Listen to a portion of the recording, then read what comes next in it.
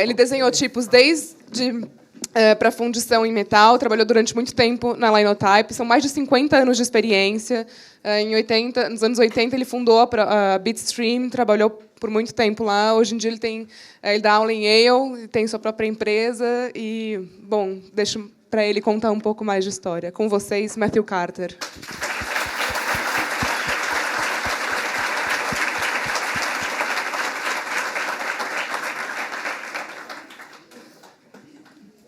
So I gave this talk a title. It's called Untypical Types. Because, a lot of my work over the years has been concerned with ordinary typefaces for text, for the screen, phone books, newspapers, and so on. But once in a while, I get to design less typical typefaces. The problem with the typical ones is there's often not very much to say about them. But the untypical ones, at least the ones I've chosen, I think there are 4 in this talk, I chose them because there actually is something to say about them. There's a backstory or some reason why they came into... Closer, remind me. There may be some reason why they came into existence, or some story that I can tell about their origins. And this is the first one. This is a typeface that began in a most serendipitous way for me. I was back in London, walking down Piccadilly, and it started to rain hard. So I went into the Royal Academy just to get out of the rain. And I found this amazing exhibition of the work of the Italian Renaissance artist, Andrea Mantegna. And I was gobsmacked by this exhibition, particularly because of the lettering in the paintings and engravings of Mantegna. He was working in the 1460s, 1470s, time of the rediscovery of classical antiquity, including Greek and Roman inscriptions. We know Mantegna and his friends studied them. And you can see in Mantegna's lettering that it's very closely derived from classical models, but at the same time, it was interpreted by a very great artist. And so I stood in this exhibition, noodling letter forms on my airline ticket or something or other, determined that I would make a typeface, a titling face, display face, as a sort of homage to Mantegna. So I started to do this, and I discovered a number of nice things. This is the cornerstone or the foundation stone of a house that Mantegna built for himself in Mantua. It's still there. I've not been there myself. A friend took this photograph for me. But this stone is still there. It's very weathered. It's not in very good condition. But if you're familiar with Mantegna's style of lettering, someone's kind of painted it also, which doesn't help. But if you're familiar with his lettering style, I'm perfectly convinced that he designed this cornerstone for his house himself. So, it's, what is this, 1476 or something rather, it was built.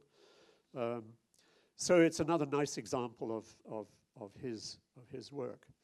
This is the only illustration I have. It's an engraving, not a painting. He was a pioneer of engraving technique. This is some sort of altar or something in an engraving. And you see very elegant classical lettering, very nicely proportioned and so on. It's obviously the work of someone who's looked at Roman, what we call Trajan lettering, classical Roman lettering. But look at this little thing he did in the third line in the word redemptori. He ran the M and the P together. And this is a thing, these ligatures are a thing you find very commonly at the time of the Renaissance and also in classical times. And nobody knows really very often why it was done. Here, I think it just makes that word fit better on the altar. And sometimes it seems to be just pleasure, you know, it's just someone enjoying manipulating letter forms and so on. So I thought about this and I thought, you know, there are very few capital ligatures in typography. They come from epigraphy, they are inscriptional in origin. But I thought, you know, it'd be interesting to try to put some into a typeface. So the character set for Mantinia, which, by the way, is, if I go back a slide, I can show you, meant to point this out. Mantinia is actually the Latin version of Mantegna's name, by which he sometimes signed himself. He's thought to have been the only, he was very well educated. He was the only Renaissance painter who actually knew Latin, oddly enough. So this is Mantinia, which I borrowed for the name of the typeface, is his name in Latin. Oops. So when I did, here's some of the character set. So I included some ligatures in this. You can see there's a bunch of them here. I don't mean to claim I'm the only person who's ever put ligatures in a typeface. I mean, avant-garde Gothic, Herb Lubalin's face had them. Herb once told me he regretted putting them into his avant-garde Gothic because they were always used so badly, but I wasn't deterred. So yeah, here they are, some ligatures. Some of them, of course, you don't find in Latin. You don't find TW in Latin, but it makes quite a useful ligature. I found an interesting thing about designing these. I mean, it sounds easy. You get two letters, you smush them together, and you've got a ligature. Actually, it's not that easy. I found, here is one which I actually did use, MP, but I rejected many more than I actually adopted in the face. It's, you should try it sometime. It's deceptive. Putting two letters together, you know, they're very independently minded things, letters. And if you put them together in a ligature like that, they don't always like it. So, as I say, I only used a subset of the ones that I actually tried to do. Sorry, this keeps jumping on me. Hello.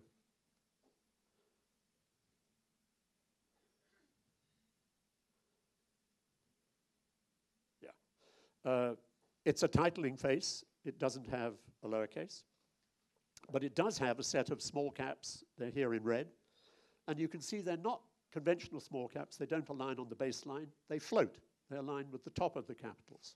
Again, this is a kind of inscriptional trick that was used. And it also has, again, following Mantegna himself, some tall caps, oversized capitals, which make nice combinations with other letter forms. So, oh, come on. This slide.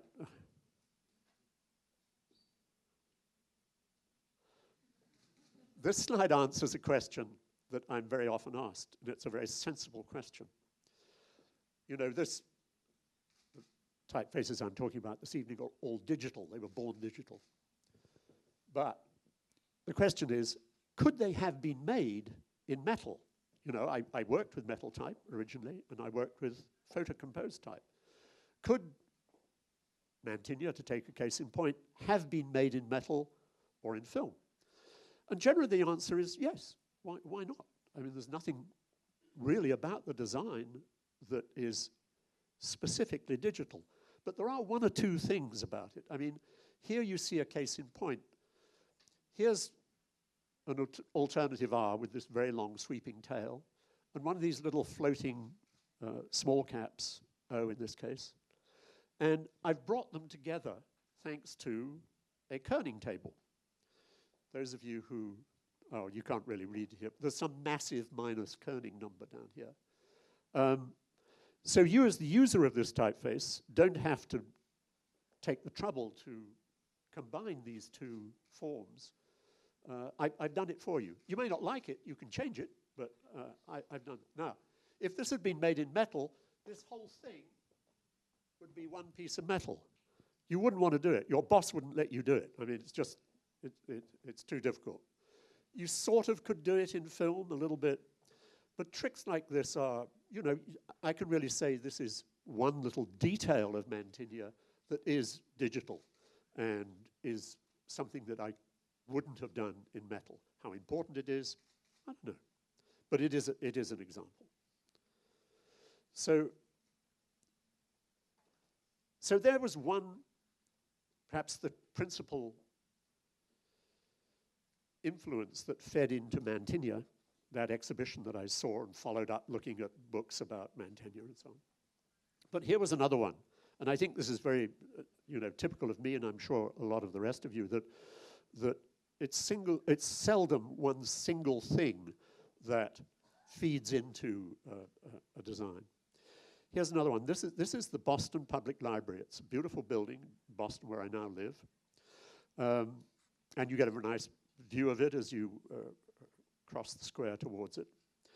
You see that on the facade, and it actually goes around 3 sides of the building, there are these round-topped windows.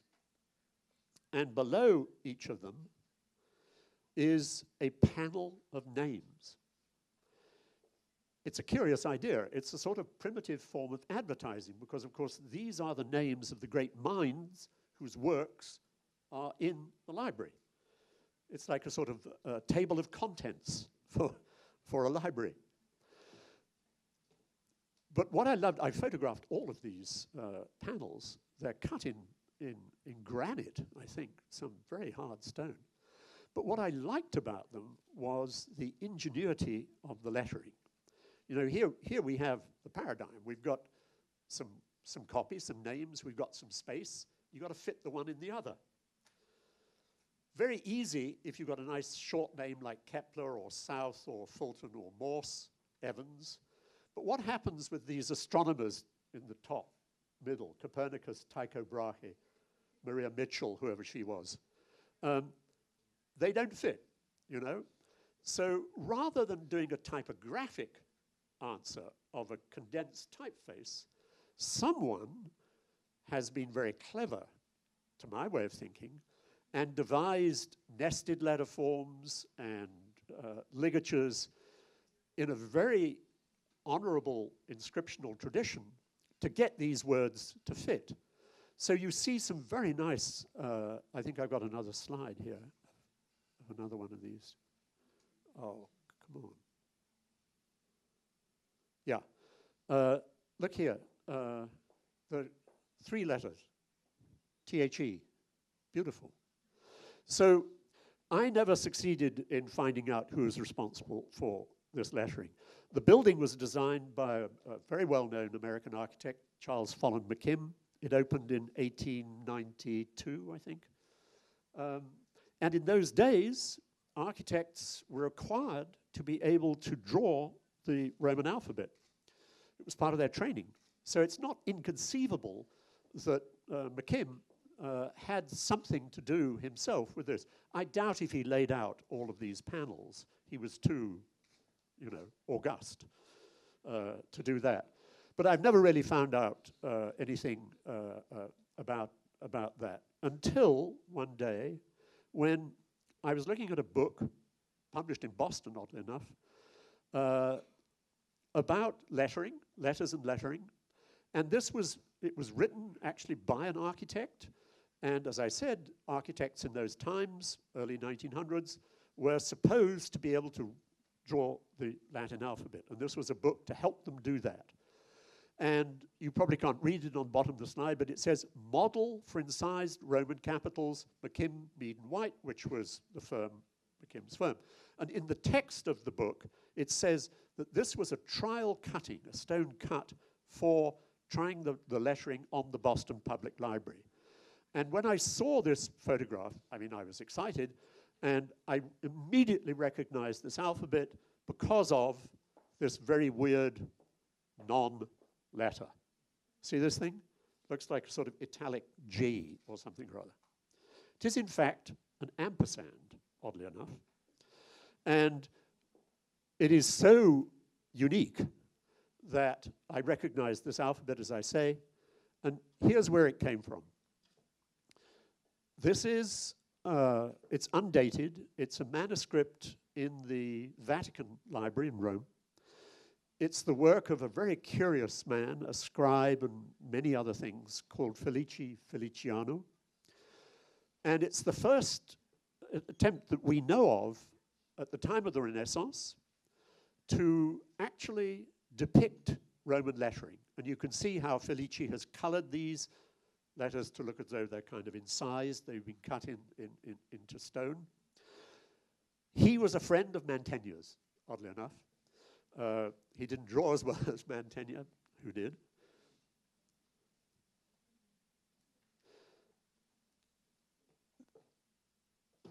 Another example from this beautiful manuscript. This, by the way, is a facsimile produced several years ago now by Belzer Verlag in Zurich.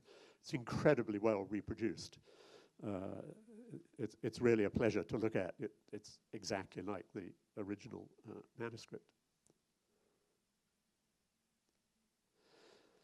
But, you know, so here's this manuscript in the Vatican Library. Here's McKim's building in Boston. How did McKim know about Felice's manuscript? He can't have been to the Vatican Library looking for, you know. Then I discovered this obscure German journal of epigraphy, which in the about 20 years before the Boston Public Library was built in the 1870s, did reproduce Felice's alphabet, but did it really badly. I mean, whoever engraved this really screwed it up. I mean, look, I mean, you know, that's really nicely drawn. This is not well engraved. So whoever did this work for McKim didn't have a very good model to follow. They didn't have access to the original manuscript. They had access to this engraving from a learned journal, but still. So that was, you know, that was the other kind of second thread that fed into it. And then there was a third one for Mantegna, and that was this. When I moved to Boston, along with the public library, one of the great delights was exploring the burial grounds in and around Boston. The local stone is slate, which is completely impervious to weather. Some of these stones, this is a 17th century stone. I think it's from 1672. And it looks as though it was cut yesterday. Oh. You can still, you know, here's a 1 and a 6, and there's a 7 and 2. You can still see the lines that the stonemason scribed on the slate to guide his, you know, it's over 300 years old. Looks as though it was cut yesterday. So I spent a long time in these burial grounds with a camera, and I found many, many ligatures in the inscriptions. Here, I think they probably were intended to save space and time. You know, if you can combine your TE in September and your MB in September, you've got a, you know, there's a THE, again, a 3-letter ligature, top right, you see? I mean, you save space and you save time. I hope the widow got a discount or something or other. It's, you know, it's, you can see why someone in this situation did include these ligatures. But I think they're just beautiful. And so that was another reason that I wanted to include them. So thank God for Rolling Stone. You know, if you design a typeface with an unusual character set, as I did with Mantegna, what you think is, oh, no one's ever going to find these ligatures, these strange characters. You know, no one will find them. So I was walking down the street in New York. This was actually a poster, but it was the same as the cover of Rolling Stone. And what I saw was they had not only found this typeface, but they absolutely understood what I meant people to do with it, because they've used all of these ligatures and so on. But here's an HE, you see, here's an RA, all that good stuff. But they did even better. Look, you see this I with a dot in Missy Elliott? I didn't do that. I mean, that's not me. They did that. So this was great, you know. I mean, they really, you know, as I say, if you design a sort of slightly offbeat, untypical, as I say, typeface, and then someone really gets it, what you were trying to do, and really put it through its paces, that's very rewarding. So I felt very grateful. You know, they say that singers like to get their face on the cover of Rolling Stone. So do type designers like to get their face on the cover of Rolling Stone. That was in its great days. So that was the story of Mantinia, and I guess the sort of moral of it is that, at least for me, that the ideas that go into a typeface are really sort of a messy business, you know. Yes, there was Mantegna, yes, there was the public library, yes, there were the tombstones and so on. Somehow they all kind of coalesce in my mind, and out comes a typeface design. Next project couldn't be more different. It was a commission from the Walker Art Center in Minneapolis. The Walker is, I suppose, the preeminent avant-garde gallery in the United States. If you exclude the two coasts, it's in Minneapolis, in the middle of the country. It's a really, really fine institution with a great permanent collection, a sculpture garden, and also they originate and play host to a lot of traveling exhibitions. It's a very nice place. I had been there, and in the mid-90s, there was a sort of changing of the guard. The previous head senior staff, director and design director resigned. New people came in, and the new design director was a woman called Laurie Haycock-Mackler.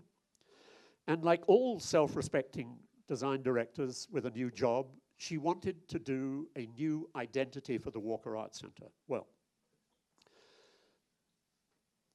the sort of knee-jerk reaction of designers to doing an identity is design a logo. But Laurie felt, and I think she was absolutely right, that a logo is really completely different, completely wrong for the whole ethos of the Walker Art Center. You see their motto is they're open to interpretation. They're closed on Mondays, but they're open to interpretation. So logos, they're corporate, they're monolithic, they are not open to interpretation. So Laurie had the idea that maybe a typeface could be an identifier, but also somehow be open to interpretation. And she didn't know how that would work. And I didn't know either when she invited me to take this project on. But I thought, this is so interesting. You know, I liked the Walker, I liked Laurie very much. She had a very small staff who I got to know. And so I grabbed at this opportunity. And at first, you know, I really didn't kind of have a clue what to do. And I went to the Walker. I had to make a presentation of some ideas. And I didn't tell them this, obviously, at the time, but I had two things to show them, and I didn't think either of them were really very good. So I showed them these two ideas, and as I sort of expected, they didn't think they were right either. But as they were explaining to me why these ideas didn't work, I kind of heard them telling me what to do. And so on the plane on the way back home, I started noodling what became the Walker typeface. At the heart of it is a rather sort of plain, sturdy, vanilla sans serif. Again, it has no lowercase. It's like Mantinia. It's a titling face.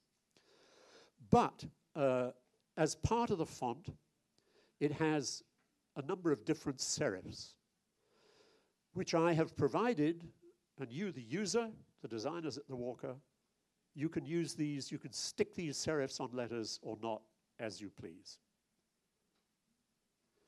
We call them snap-on serifs. So you see this rather plain alphabet at the top. It does have a couple of pre-made ligatures in the kind of Mantinia style. But here are these 5 different flavors of serif, and then there are 3 joining strokes, horizontal joining strokes, with which you can sort of build spontaneous ligatures if you like. So I think I have another slide that shows this a bit plain. Yeah, here you are. You can, and each of these serifs, they're in color here, of course, has its own keyboard address. You know, you set the H, you then do Shift Option 9, and that falls into place. Shift Option 0, that, there was an italic as well. Works just the same for the italic. And over there you can see these horizontal strokes. So this, came about really through a collaboration between me and the designers at the Walker. I'd send them a trial font and they would send something back. This was back in the days of faxes. I rather miss faxes in a way. There's a certain quality about them. But you can see what fun it would be to send this off to them and then get this coming back and saying it's delp-proof and so on. So the nice thing about having the serifs as separate characters in the font is you can put them places where you don't normally find serifs. You don't normally find serifs on an O, but here is an O with serifs, And, in those days, they produced a monthly printed calendar, which told you what was on at the Walker that month. It's now all online, of course. But, I used to long for the moment when the new calendar came through my mailbox in order to see what they'd done with this typeface. Because, they would put the serifs in color, or they'd put the serifs from this face on Helvetica or something or other. They did a lot of very interesting experimental work. So this slide and the next one, I hope, will kind of show you what we tried to do with this typeface. This is from an issue that was about independent movie makers. And so you have here one version of the typeface. As I say, it had italic. It's got some of these joining strokes. It's got these rather elegant bracketed serifs here and there and so on. These lines, by the way, we made different versions. This is not put in Quark or InDesign. We made versions of the face with a rule along the top and the bottom and both, because they loved to stack illustrations on type and type on type and so on. So here's one page. Turn the page, and here you have the next page about a different movie maker. So again, it's mostly Roman. There is some italic. It has these rather heavy Egyptian serifs here and there and so on. But I hope, at least at some sort of subliminal level, the reader turning the pages of the calendar would get the feeling that there was a sort of a current running through the work that was this interpretable type design. Laurie used to describe it as being like mannequins in a store window, which you could put different clothes on, subject to your mood. So a very nice thing happened. This is we're in Tokyo. This is the front hall of the Morisawa building in Tokyo, which they use for temporary designs. And they invited the Walker and me to make a little exhibition, just exactly what I've been talking to you about. And on the right-hand side, you can see some posters and explanation panels and so on that we did that tell the story. On the left-hand side, you can't really see them here, but I'll show you a couple of close-ups. They had the inspired idea of lending this font to 5 very good Japanese graphic designers and saying to them, design a poster using this typeface. This was not one of the posters. This was the invitation to the exhibition. This was actually a card. I think it also was a poster. And I'm really bragging when I show you this because it was designed by Iko Tanaka, who I knew, I'm happy to say, a very great graphic designer, one of the greatest in my opinion. And as I say, I'm showing off because it's not everyone who gets to have an invitation to the exhibition designed by Iko. But also notice, he says, which Matthew Carter do you like? He obviously thought I was suffering from some sort of multiple personality disorder, or something, which I probably was. But so here is one of these posters designed by Japanese designers. It's a haiku, as you say. We are not used to reading type vertically up and down, but the Japanese are indifferent. They read equally well horizontally or vertically. And in this instance, he's chosen to set this haiku vertically. Makes a very interesting poster. But it was this one that really blew my socks off. Tony earlier this afternoon showed a Latin typeface of his that was made up of pieces of kanji. This is the opposite. What the designer has done here is take elements from my Latin typeface, recombine them to be, that's my name in kana at the top, and then there are kanji down at the bottom. And if that is not being open to interpretation, I don't know what is. I mean, you take the pieces out of a Latin typeface and make a Japanese typeface out of them. That I couldn't believe this when I saw it. I was just delighted. So this was another thing. I was on what is this, United Airlines. I was on a United flight one day, and I sort of picked up the in-flight magazine, from the pocket in front of me, and I thought, hello, this looks familiar. And this was actually done at Pentagram in San Francisco, and it's very ingenious. It's a crazy quilt. It's an alphabet. It's the Walker typeface, sometimes with serifs on, mostly without, but beautifully combined. I thought, this is really nice. What a pleasure. I don't normally get that out of an in-flight magazine. Here's another thing that I enjoyed very much. This is the work of a friend of mine, an Italian designer, Leonardo Sanoli. And if you've never invited him to DiaTipo, you should probably do so. He's a very interesting designer. And I visited his studio several years ago, and he made this little poster, and he asked to borrow the Walker typeface. Makes a rather odd slide because it's printed on vellum, and you can see sort of text showing through from the back. But when I walked into Leonardo's studio, I said, oh, I recognize this. This is the Walker typeface, but I've never seen many of the letterforms before. What does that tell you? I mean, yes, it's your typeface. No, you've never seen some of the letters before. This is a very odd schizophrenic reaction for a type designer. I don't know how he made the M, the T, and so on. I mean, the O I made, that's me. The A, he's made a W out of 2 V's and so on. And it's also clever, it reads my name across, and then it says the art of type down the middle. He's very ingenious, Leonardo. So, this was a very strange but pleasant reaction I had to this. Yeah, I recognize it, but I sort of don't. There was an issue of I magazine devoted to this typeface. And today, I don't actually know who designed this cover. I like it very much, but I don't know who designed it. You see this bubble on the bottom right-hand corner? I'll read you what it says.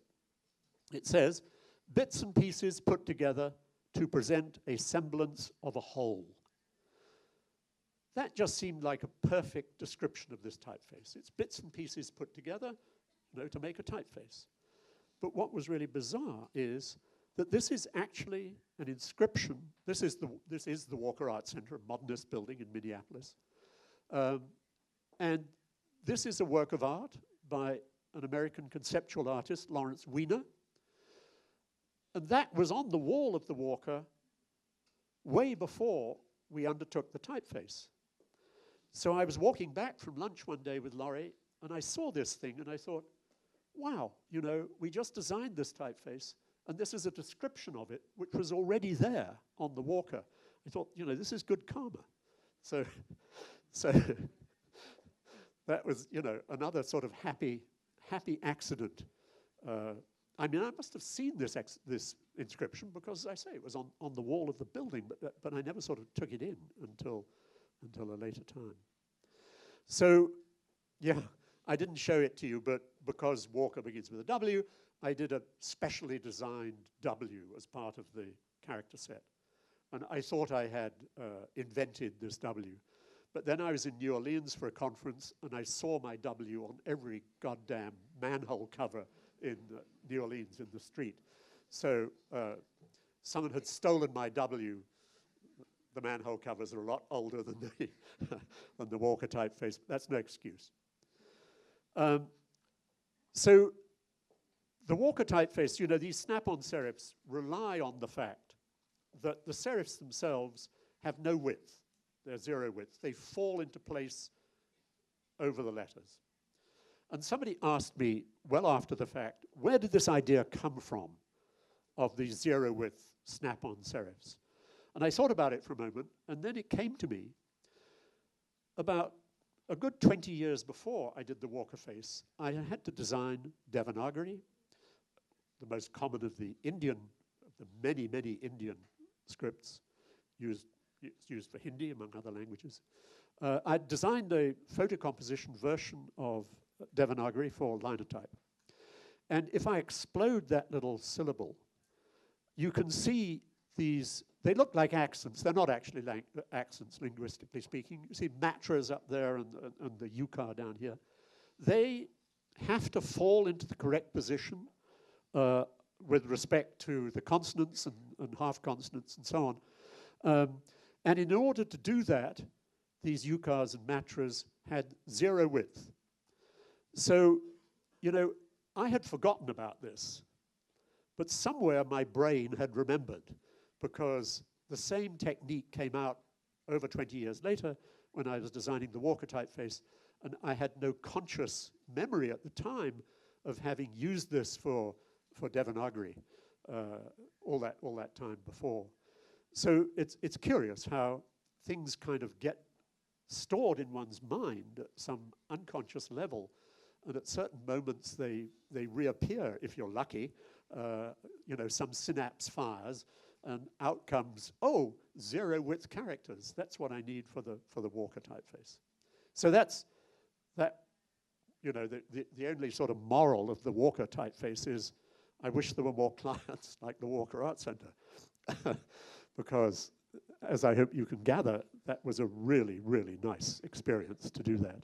And what was even nicer in a way was that they included it in the permanent collection of the Walker Art Center, the typeface. And they saved all the faxes and so on that went into it. So, next project, Yale University. I have a long-standing relationship with Yale. I wasn't educated there. I wasn't educated anywhere. But I've taught at Yale for over 30 years. And the printer at the university asked me to consider making a typeface for the university. And it would have two versions, one for signs on campus and one a general purpose version for printing and the web and so on. So, you know, Yale, which is an ancient institution, one of the great Ivy League colleges in the United States, the predominant architectural style of the university is Gothic revival. Is it ever? Every building is Gothic everywhere. And very few of the buildings have their names on them. God forbid you should need to find some building at Yale. You have to ask someone at every street corner. And those that do have their names on them, here's one example, it's illegible. I mean, first of all, it's in some Gothic typeface which you can't read anyway. It's been damaged, alas. And I had to ask some student to hold these bushes back so that I could take this photograph. I mean, it's, you know, no one sees these names, even if they're there. And here's another example, again, Gothic. There is only one typographic reason that I know of why Roman type superseded black letter in typography, apart from somewhat in the German-speaking world. And it is that, you know, black letter capitals will not make words. They are beautiful as initials to words that are otherwise in lowercase, but you cannot read a word set in black letter capitals. I mean, look at this. In case you're wondering, it says graduate, but this is madness. I mean, you know, the overzealous Gothic revival insisted on making few buildings that had their names on them, doing it in this style. It's terrible. So here's one of the examples of the new signs using this typeface that I designed for Yale. Here is the sign for the wonderful library they have at Yale, the rare book and manuscript collection. Fabulous library. You will see from these, you know, signs are like inscriptions. I mean, they're mostly vertical, and I didn't design the signs. I mean, that was a different design firm did that. But as you see, the main part of the sign is in capitals, okay? The name of the university is lowercase, and the street address down at the bottom is in lowercase. And as I thought about this, I thought, you know, this is curious. This is rather odd priority, because normally, for a typeface that has both capitals and lowercase, as most do, I mean, I showed you two that don't, Mantinia and the Walker face, but where there is a lowercase, you would normally, as a type designer, consider the lowercase sort of more important, you know? Work on that first, probably. But oddly enough, because of the way these signs were designed, I realized, you know, the capitals are actually going to be the more important part of this typeface. Certainly in the sign version, what we call the street version, which was done for signs. So it was unusual in that respect. So here are the two versions. The upper one is the street version, as we call it, for signs, and then the everyday version for printing is down below. Now, since you're all well-trained typographers and you listened to Stephen talking about Century Expanded and Benton Modern and so on, if I hadn't told you what these were, you would look at this and say, yeah, this is a normal printing type. That one, yes, it's a bit heavier. There's more space between the letters. The lowercase excite is bigger. There's less contrast. This is obviously a typeface for very small sizes. This is for captions and footnotes. Well, you would be wrong, but you would be very intelligent, because there is a paradoxical similarity between typefaces for very small sizes and typefaces for signs, which is to say typefaces for very big sizes. The reason is this. Neither of them are read in ideal environments, ideal conditions for typography. If you are reading tiny footnotes, you know, they're small, they're 6 point or something rather. With signs, you never see a sign first, you know, a meter from your nose. You see it in the distance, you see it at an angle coming around a corner, you see it at night, you see it driving past at 70 miles an hour out of the window of a bus or something. You know, these are not ideal conditions for legibility. So this face, the street version, as I say, looks very much like a typeface that was designed for tiny sizes. In fact, it's designed for very big ones. If you ever are asked to design signs, do not use an ordinary text face. I mean, if you take away one thing from my talk, make it that. Don't use ordinary text typefaces for signs. They just don't work. They're not designed for that, and they don't work. So God bless Yale. I mean, having had 0 signs on campus, they know this typeface now went sort of viral. It's everywhere on campus. Here you have a parking sign. This is cast in bronze. It's a sign for the fire department on the outside of some building. I couldn't believe this when I saw it. Here, this is the Yale University security office. I don't know if you can see this on the slide, but I was passing this on the street, and I saw, you see the T? It's actually falling off. It's come off. You know, these are metal letters that have been applied to the stone of the building. So I said to them, your T is insecure, you know. They thought I was a lunatic, I think. And it's still the same way. So here's the Yale shuttle that runs around, little bus that takes students around. Yeah, I think the puppy is a card. That's the Yale mascot, the bulldog. But I think that's cardboard in actual fact. Well, you know, it's very nice when you design a typeface and it's well used. I gave an example of Rolling Stone. You know, you pick up a nice book and it's in your typeface and so on. But my epiphany where the Yale typeface was, I was walking down the street in New Haven, and I saw this. Here's the trash barrel, and it's got my typeface on it. You know, you've got it on it, I may say, not in it, but you know, you kind of feel that your typeface has been assimilated into the visual environment when it's on the trash barrels. So this was a proud moment when and I beheld this. And I started taking photographs, and again, people thought I must be mad. You know, why is he photographing a trash barrel? So, well, it's my typeface. So yeah, the Yale project was a very nice one. I've recently, like a lot of type designers, been converting their fonts, which were done back in PostScript days, into OpenType versions. And the faces, you know, it's available to any member of the university. Administrators, faculty, staff, students, graduates, anyone who's part of the university can download this typeface. It's not for the use of the university press or anything like that. It's for general use by the university, which is, I think, a very interesting idea. And as far as I know, that's not been done before John Gamble, the printer at Yale, did that. So lastly, I thought I'd better talk about this typeface, since some of you seem to be wearing it. There's a wonderful place in the States called the Hamilton Wood Type and Printing Museum. It's in a place called Two Rivers, Wisconsin. It's very inaccessible. But it's a great place to go to. Hamilton was the principal manufacturer of wood type in the United States.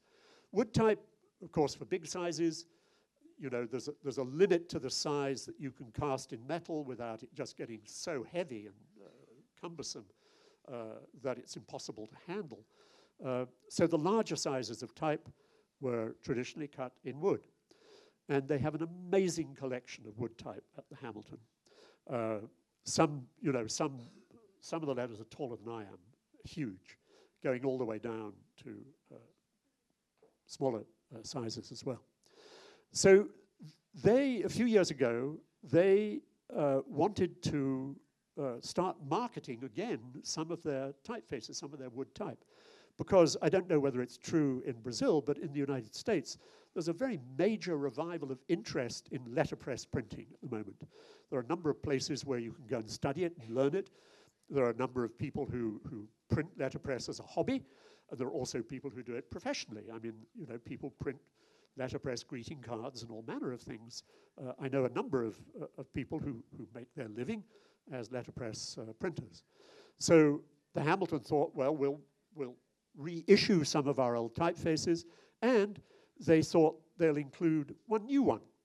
So they commissioned me to do a wood type, and I grabbed the idea, the opportunity immediately, because I had sort of bragged that I had designed type for all the ways it had ever been made, you know, for metal, for film, for digital, for desktop, for the web, whatever. But then I realized I'd never designed a wood type, you know, so to make an honest man of myself, I accepted this job. So, yeah, the Hamilton is still in operation. I mean, they still have all the machinery, and they can still make wood type. Some of the original employees are still there. They're in their 80s and so on, but they still go into work. And they have an annual Ways-Goose, an annual meeting in early November, when you can go and spend some time and make your own type and use the type and so on. Some of these machines, I can't remember what this machine does, but it's really quite beautiful. It's standing there in the middle of the floor at the Hamilton. So this is the typeface that I designed for them. It's only in one size, about 5 centimeters tall. Again, it's cap only. I don't know why I'm talking so much about capitals this evening. It's not deliberate, but this is capitals only. But you know, it exists in two forms, positive and negative. And I did that because I thought that letterpress printers might find that interesting. And I think I also did it because, you know, type designers live in a very ambiguous world. We do not know when we are making type whether we are working with positive or negative, foreground or background, full, empty. You know, it's a completely ambiguous world for us. So in a way, it's sort of natural for a type designer to think of a design in both positive and negative form. So that's what I did. And of course, positive and negative, they're on the same width of piece of wood. So at one of these Ways-Gooses, few years ago. They set up a form. You see on a Vandercook proofing press. This is the positive one. They inked it in red. And then right next to it was another Vandercook. And here they put the negative version, and they inked it in black. And they invited the participants at the Ways Goose. Most of them were students. They had a big pile of paper, big sheets of paper. And they said, you know, do whatever you like with these forms of type. We didn't tell them what to do. We didn't even sort of say, you know, this is positive and negative and so on. But what was so nice, again, was that they immediately got what was going on. And here's, I'll just show you, here's the plain positive, here's the plain negative, but of course, this is where things get interesting. Here, the upper part of this is in good register. The positive and negative, you know, work very neatly together. But you see, something is starting to slip down here.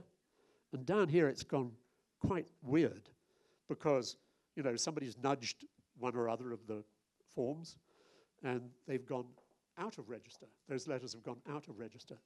And that was really what I was interested in seeing. That was really sort of what I had in mind. I didn't think it would be very interesting to just print these two faces in register, as you see at the top there. But so, look at this, you know. Another example where you start to get these strange three-dimensional effects by spoiling the register. I mean, you know, experienced printers would hate this because they don't like printing out of register. But students are more open-minded, and so they did all kinds of things. I don't know how many. Yeah, I think one of these is upside down, but you can see what fun this day was when they were printing these things. Yeah, here's two hits with the negative. It's just been put through the press twice. But again, some kind of interesting effects you get with the letter forms. This is, I think this is my last slide. One of the letterpress printers who has bought this face in the wood, by the way, it also exists in digital form. I assume that is what DiaTipo has been using, the digital one. I don't imagine you bought the wood, but there are people who did buy the wood. This is a very good printer called the Silver Buckle Press. Tracy Hahn is her name. And she printed just, I mean, this was so nice for me to see something like this. You know, it's very simple, but she's been playing games, again, with the register that depends on having the two versions of the typeface, the positive and the negative, and so on. So I should just say a word about that ampersand, because I keep getting questions. I mean, I see people looking at their T-shirt, and they're sort of turning the ampersand this way and turning that way. What you know? Well, I've not seen that form of ampersand. Let me see if I can find it again. In type. Well, there it is down the bottom there. But as I explained earlier, I've been haunting the burial grounds in Boston. And you find this form of ampersand in 17th and 18th century tombstones. And you also find it in writing, handwriting at the time. And I think, you know, it's a vernacular version of the ampersand, which is not a very easy thing to draw anyway. So I think a lot of people, you know, in one sense you could say it's wrong. It's not drawn as an ampersand conventionally is. But that's how a lot of stonemasons cut it in slate. And as I say, how people just wrote it quickly to save time, you know, using an ampersand. So that's my explanation of what that thing is. I had no idea that it was going to be used here, by the way, until I walked in. So I will proudly wear this. Next time I go to the Hamilton Museum, I will turn up in one of your T-shirts with this, with their ampersand. They're going to say, "Where'd you get that?" You know? So anyway, thank you for finding that very obscure typeface and using it here. So thank you, very patient audience. Thanks. Bye.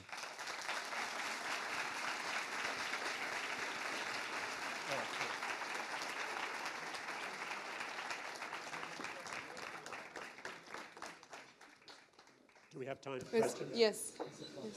Yes. Obrigada a ele, né, pelas adoráveis histórias. Agora a gente tem um tempo para... tá todo orgulhoso do presente. Desfila, desfila, desfila. Depois, tá aberto aqui. Aberto para perguntas. Microfone Yes, da I mesa. can hear you. Thank you. Yes. Ali, o Luciano.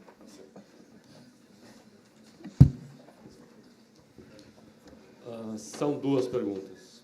Primeiro, você na One at Walker. a time, please. Ok. Na Walker você disse que as serifas não têm espaçamento, elas não têm a largura zero. As letras também, e elas são espaçadas pelo kerning? No, the letters have space. They're absolutely conventional. So far as I remember, there is no kerning in that typeface at all, because that would make the relationship between the serifs and the letters very difficult. So I didn't include any kerning. But yeah, the letters have absolutely normal width, normal side bearings. And you can set that typeface without the snap-on serifs. I mean, they used to do that sometimes, just plain, it just looks like an ordinary sans serif. Yeah. You only use those serifs if you want to, it's an option for the user. I provided them as a sort of kit, but they don't have to use them. So the answer is the serifs had zero width, but the letters all had width. Yes, okay. yeah. Oh, yeah, you had another question. Yeah, another one. Yale, você fez 3 versões principais: administrativa, design e street. Qual delas foi feita primeiro e por que a versão design? Qual foi a função dela dentro da identidade visual? I will try and explain. You are right. The first one I worked on was the signed version because it was most urgent. They had started work on the signs. They didn't have a choice of typeface yet, but I'm sorry, I should be speaking into this. They hadn't chosen a typeface yet, but they had laid out the signs, so I had to sort of do that one first. And then the print version, I didn't mention this in my talk, I should have done, that also was divided into 2 versions, design and admin.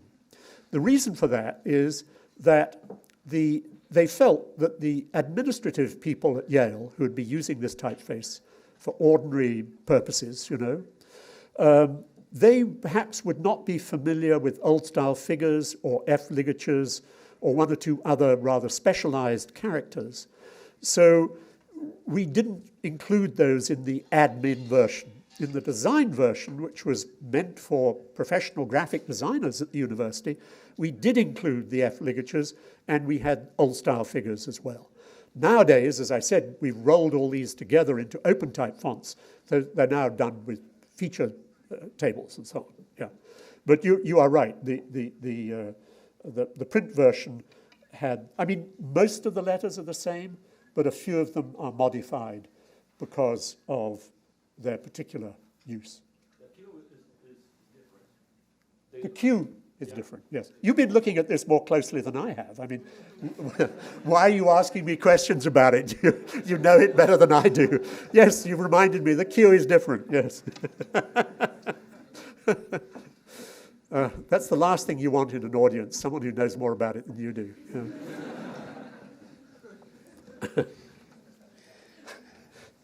Mr. Carter, eu gostaria de lhe perguntar se nós olharmos em perspectiva a história da tipografia, nós verificamos que existem muitos modelos que são apropriados. Um designer homenageia ou recolhe um modelo e lança uma nova fonte. O que nós podemos falar sobre a autoria em type design? Wow, that's a big question. And it's, a number of the typefaces. I mean, Mantinea was not based on a typeface. It was based on some lettering. But I have done typefaces that were based on older typefaces. Galliard, Miller, Big Caslin. All of these are, to some degree, based on historical models. Because I admired those models very much, and I didn't think there was a good contemporary version of them. The question of authorship and so on is a very vexed one, I think. I mean, I'm conscious that if I, for the sake of argument, if I borrow the work of an older designer, that I have certain responsibilities towards that designer. Not to trash their work, you know, to represent it, not necessarily faithfully, because I never try to do a literal revival. That to me is like taxidermy. You know, you have something that looks lifelike, but all that's inside it is sawdust and so on. And you can't make typefaces without skeletons and bones and flesh and so on. So I never try to make a facsimile of a historical model. So there's always a degree of interpretation. And I think, you know, I think what I try to do is acknowledge my debt, but also to try to add something to it. You know, there's this famous saying about standing on the shoulder of giants, which all type designers do, of course. But the original idea behind that saying was that, you know, however tiny you may be, standing on the shoulder of the giant, your combined heights, the giant plus you, means that you actually can see further than the giant can. This is plain trigonometry. You know, you're higher up, you see further. So that I think is the responsibility, you know, seeing a little bit further than Grandjohn or Caslin or Miller or so on. That's mostly nowadays, I suppose, a technical advantage to some degree. But, you know, I think that is a responsibility. I mean, I wouldn't undertake a historical revival unless I thought, and perhaps this is arrogant of me, but unless I thought I could add something to it, that I saw something in it that I could bring to contemporary typography that was not otherwise available, and that I could do a responsible job of it. Yeah. Does that answer your question? Yeah. Yes. But it's, you know, different designers would have different views about that, I think. You know, that's my personal view. And, you know, I'm interested in the history because of how I started out working at Enschede's and at the Plantin Museum and at the Oxford University Press and so on. I was very familiar with the work of past masters of the art. And so I loved it, you know, I learned to love it, but also to respect it very much. Yeah.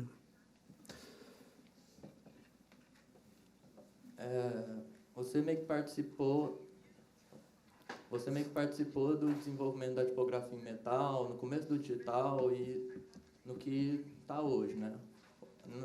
Na palestra do Gustavo, ele apresentou a fonte meio como com software mais avançado, meio para o futuro. Como que você vê o futuro da tipografia daqui 10, 20 anos? Se vai ter muito avanço, alguma coisa?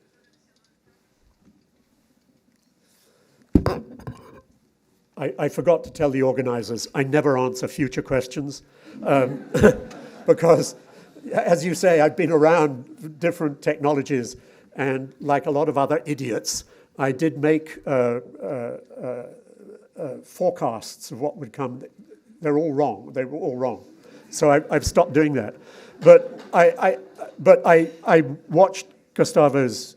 I watched all of the presentations today. It was really a wonderful afternoon, with great interest, and I envy Gustavo his his mastery of those things that he showed us.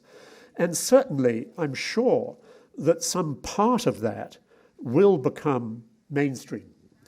But, you know, again, because I've been around a while, what happens when there is a new technology is that everyone gets excited, there's an atmosphere of innovation in the air, and people want to experiment with it, and they do so. But generally speaking, technologies, when they're very new, are not right. They haven't been fixed yet. And it's happened to me at least twice that I've had to make typefaces that were meant to cover up technical problems at the time. But what I noticed was that the engineers fixed the problems, so everyone goes back to using Times Roman and Helvetica, and the special typefaces, problem-solving typefaces that I designed, get forgotten. So, you know, each time there is a change of technology, something is added. I'll give you another example. You know, when photocomposition started, people thought, type is no longer little rectangular pieces of metal. We no longer have to set type in horizontal lines. We can set it in wavy lines or in spirals or any way we like, thanks to photo composition. And for about a month, everyone did that. But then they realized that type is not set in horizontal lines because it's made of bits of rectangular metal. It's made of bits of rectangular metal because it needs to be set in horizontal lines. So everyone went back to setting straight lines of type, but occasionally they did do wavy lines and so on. So a little bit of that stuck, you know. It wasn't the revolution that was prophesied, but there was a little gain, a little incremental gain. I can't tell you, obviously, how much of what Gustavo was showing us will be assimilated into the mainstream, either as a way of working or as a result, if you like, you know. Programmatic typefaces with almost unnumbered variants and so on. I mean, I honestly don't know what the future is for those, but some part of what Gustavo showed us will, I'm sure, become accepted into the mainstream. Yeah, you know, I mean, it's the same with everything. You know, there's an avant-garde, and then the old guard catches up. You know.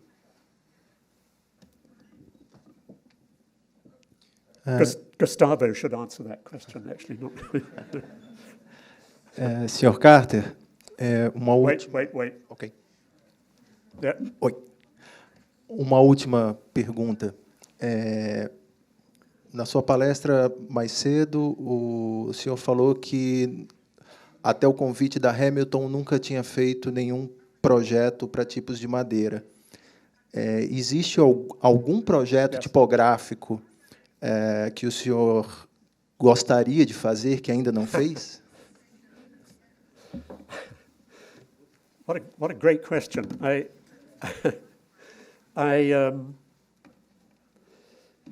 You know,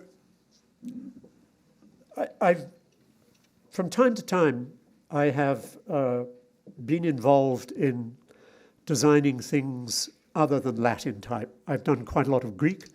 I've done some Cyrillic. I showed you a Devanagari. There are type systems, writing systems in the world that I would never attempt. I would never attempt Arabic. I would never attempt the Asian scripts.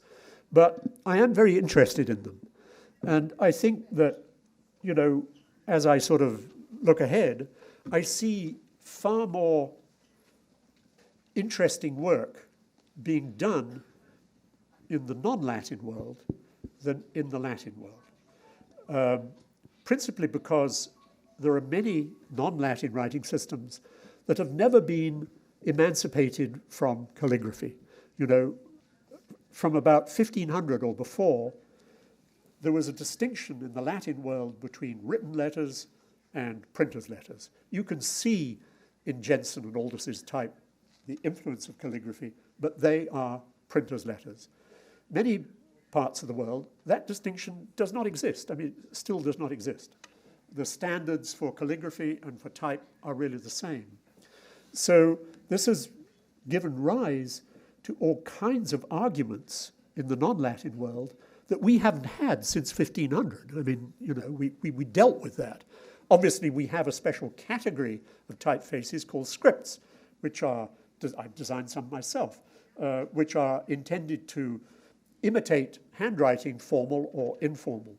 But that whole issue of how non-Latin scripts were forced to conform to typesetting equipment that was invented for Latin and thereby got distorted and now has an opportunity to undistort itself, I think is a very interesting question that is sort of a hot issue, at least it is for me at the moment. So when you ask me what I would like to get involved in, I'm never going to design Kana or Arabic, but I would be interested in working with Asian or Indian or Arabic or Hebrew designers, you know, in trying to make sympathetic combinations of Latin with non-Latin scripts. As I say, I've done a bit of that. Greek and Cyrillic are obviously easier because they share some characteristics with Latin. But that's a field which I think is, I don't know if I'm qualified to do it, but it's a field that does interest me and is a part of the contemporary scene that I think is it would be very exciting to get into. Yeah. Yes. No, foi uma pergunta perfeita para encerrar. Obrigada, Luke. Muito obrigada, Matthew.